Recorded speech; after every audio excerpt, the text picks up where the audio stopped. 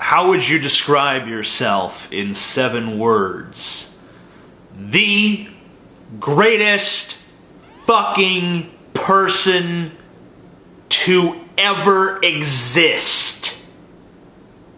Yeah! The Amazing Atheist. How often do you think that one's deepest ideological convictions are actually emotional, not logical? You know, your emotional well-being should always be a consideration to you, and you should always, to some extent, follow your feelings in as much as they don't compromise rational reality.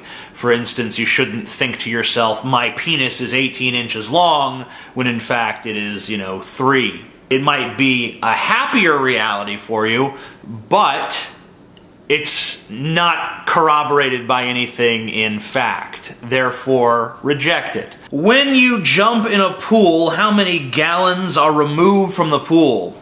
Is this a fat joke? Or is this an honest science question? I'm not exactly sure. I'm 99.8% sure that it's a fat joke. You're dying with Galen or any friend in the forest, and he asked you if he could butt fuck you when you die. What'd you say? If you and your buddy are in the forest and you're dying, and you can look at your buddy and see like, he's gonna die before me, I guess now's probably the time to ask him if he wouldn't mind too much if I fucked his corpse after he dies. No, you wouldn't bother asking. You just wait for him to die, and then you do what you're gonna do, because you don't need his permission anymore, because now he's dead. Dead, you don't need permission to do stuff to dead people. I don't think so, anyway. I don't know. I don't want to give bad legal advice here. Yes, it's against the law to fucking do things with dead people. Maybe it shouldn't be. In fact, I'm pretty sure it shouldn't be, but hey, it is. So don't do it. Don't go grave robbing. Don't be, shoving dead people's bones up your ass or none of that stuff, because society, it just looks down on stuff like that. It just looks down. No, you can't do that. No corpse molestation for you guys, alright? I'm sorry.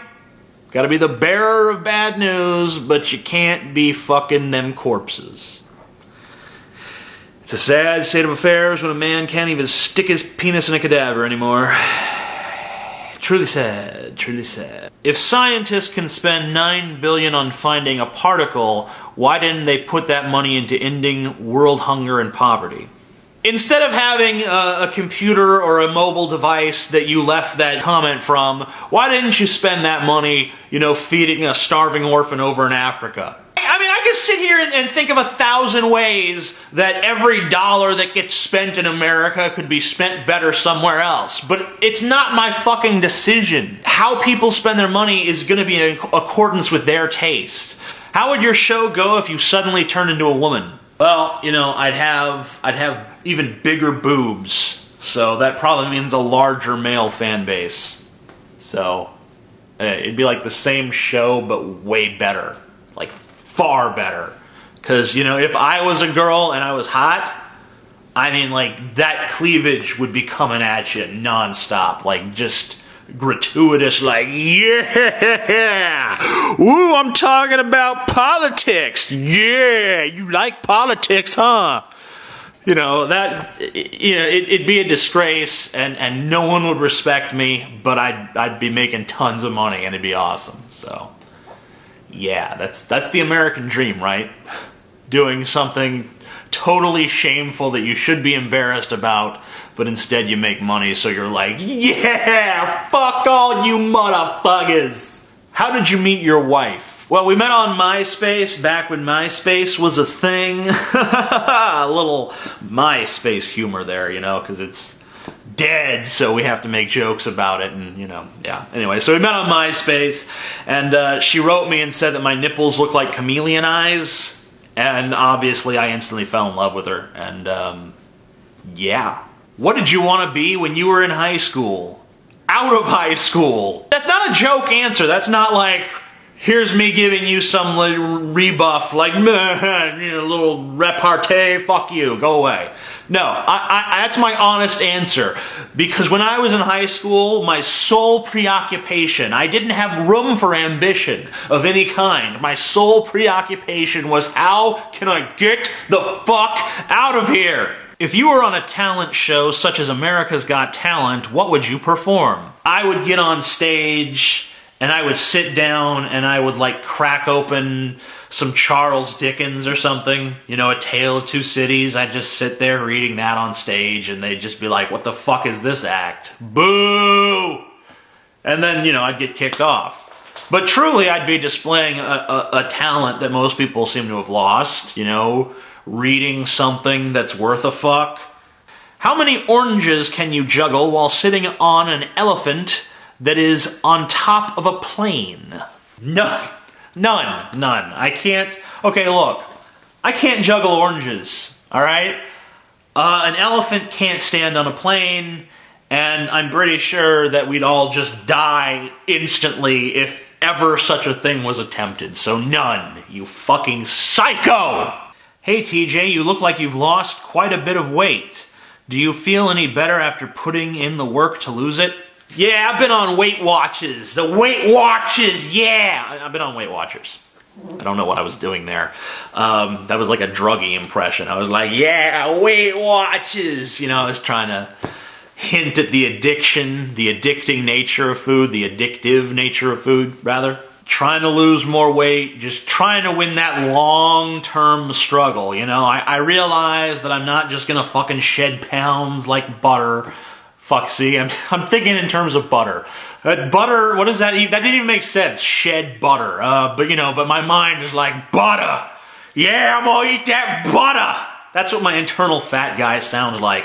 Yeah, eat them eggs, yeah, 4 eggs. Yeah, cover them in gravy. Yeah, eggs and gravy. And some sausage. Yeah, get you some sausage too. Cover the sausage in gravy. And then cover the gravy in sausage. Yeah, it's good, it's delicious. It tastes good.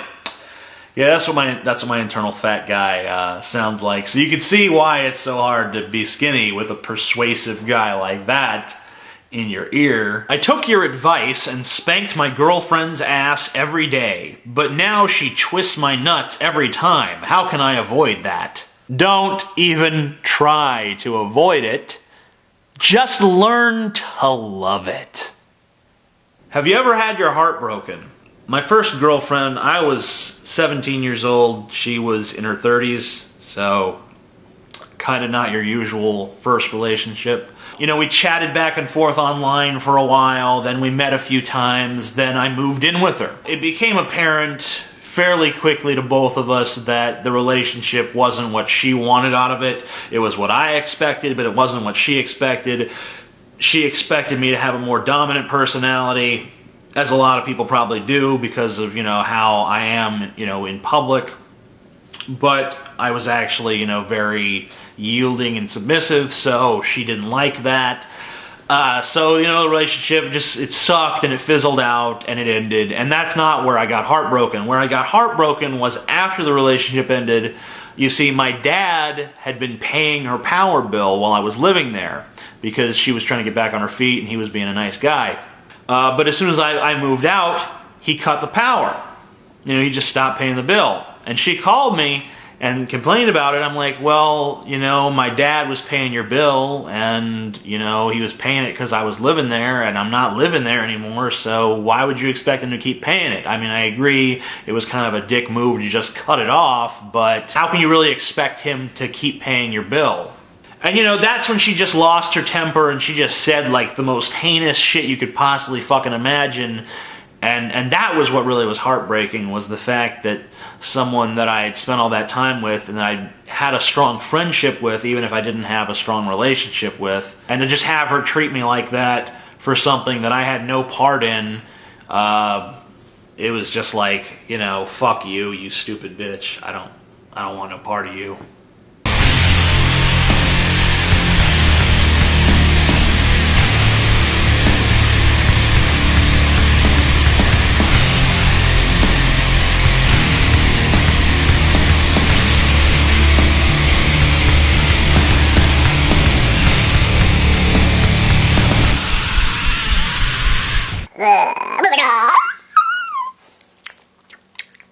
What?